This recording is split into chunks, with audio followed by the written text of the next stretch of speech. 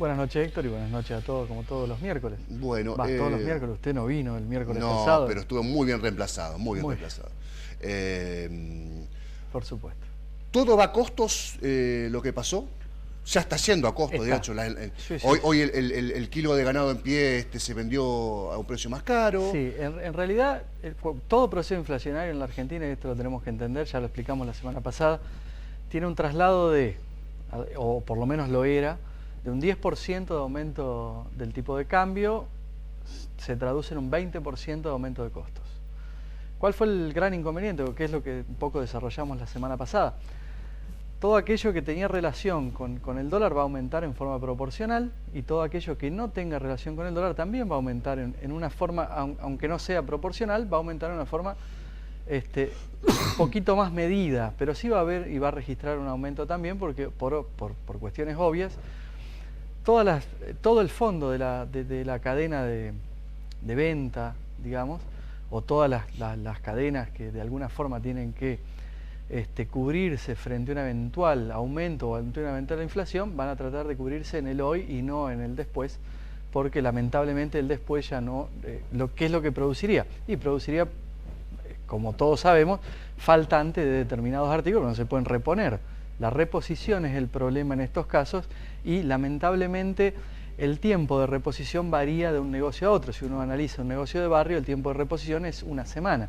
Si uno analiza una mega cadena de supermercado, el tiempo de reposición probablemente sea mayor, pero implica mayores cantidades de reposición y por lo tanto mayor cantidad de pérdida en el caso de que haya obviamente un valor de fabricación superior, ¿sí? Lo habíamos hablado, hablamos muchas veces acerca de insumos que no eran producidos en el país y que tenían en fin y en su base el valor dólar. Esto es muy simple. El nylon, específicos nylon, específica maquinaria para envasado. Hay una cuestión de fondo que no va a variar. Esto, lamentablemente, el aumento en el valor dólar va a llevar y a conllevar un aumento en el valor de venta final de un montón de artículos.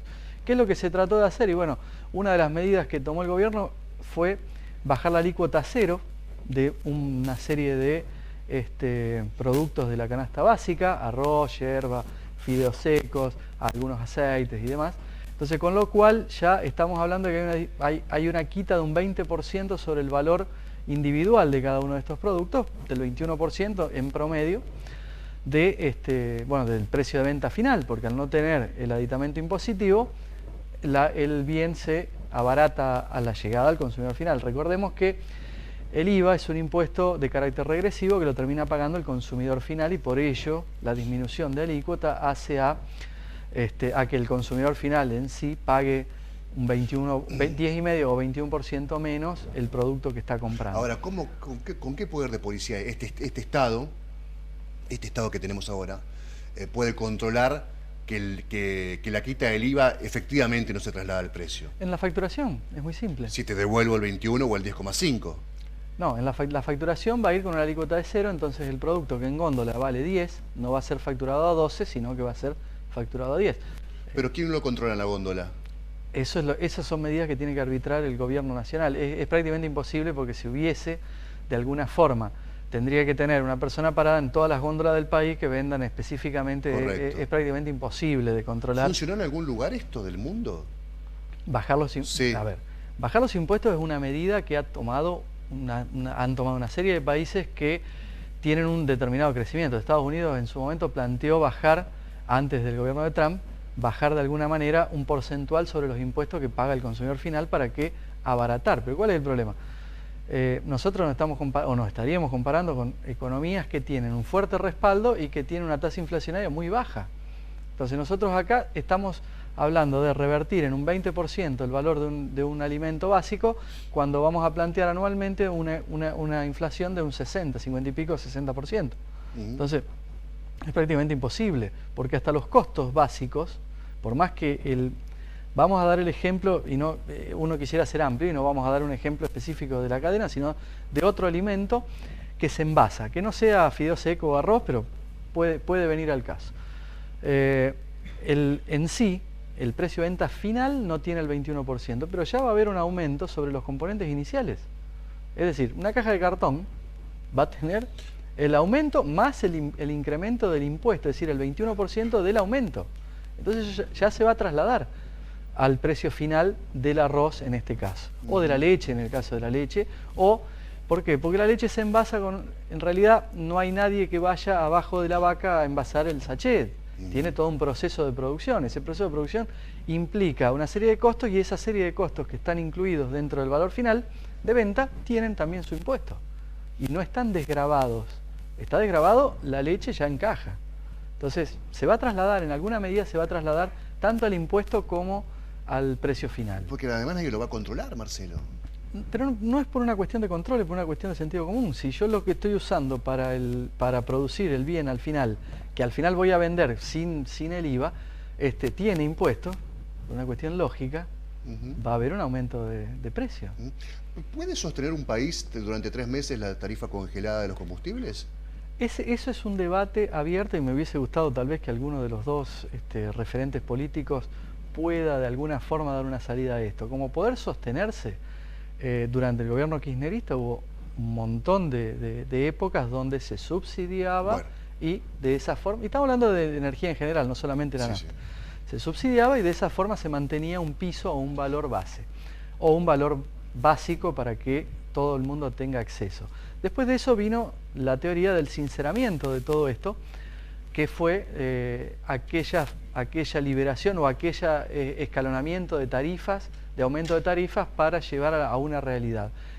Se llevó a una realidad, pero esa realidad nunca se terminó de acomodar. En realidad en 4 años estaban planteados 2 aumentos más de combustible de acá a fin de año, independientemente de las PASO, para seguir ajustando la tarifa. Entonces, yo lo que planteo es, por un lado, la opción era subsidiar para que no aumente, y por otro lado lo aumentamos, pero no sabemos cuándo va a estar el techo, cuál es realmente el techo del aumento de dicha tarifa. Entonces, vos me preguntás, por 3 meses se puede sostener. Cualquier medida que sea temporal se puede sostener.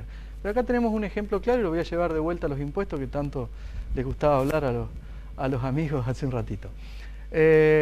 Hace muchos años se impuso un impuesto de emergencia que se llamó el impuesto a las rentas o impuesto a las ganancias, que fue de emergencia, específicamente por un periodo de tiempo, en aquel momento fue durante un año, que es el esfuerzo que vos hablabas del sangre, sudor y lágrimas cuando empezaste a hablar en la apertura del programa. Ese impuesto fue de emergencia en un momento y quedó, y lo seguimos pagando, ¿sí? Y todos nos preguntamos por qué todos los años ganancias de alguna forma la ley de alguna forma se vuelve a tratar y se vuelve a tratar y se vuelve a tratar y se modifica y se vuelve a tratar, y es por esto. Porque si algún año no se trata, pierde ese carácter de emergencial y hay que dejar de pagarlo. Y es uno de los 2 impuestos más importantes de este país. Entonces, en este país lo emergencial pasa a ser permanente por una cuestión de necesidad. En algún momento... Impuesto al cheque. En algún momento el impuesto a los débitos y créditos fue emergencial o de manera específica. Bueno, hoy es algo normal, un costo normal para todo aquel que utilice una cuenta bancaria, una chequera. Lamentablemente, Marce, hoy tenemos...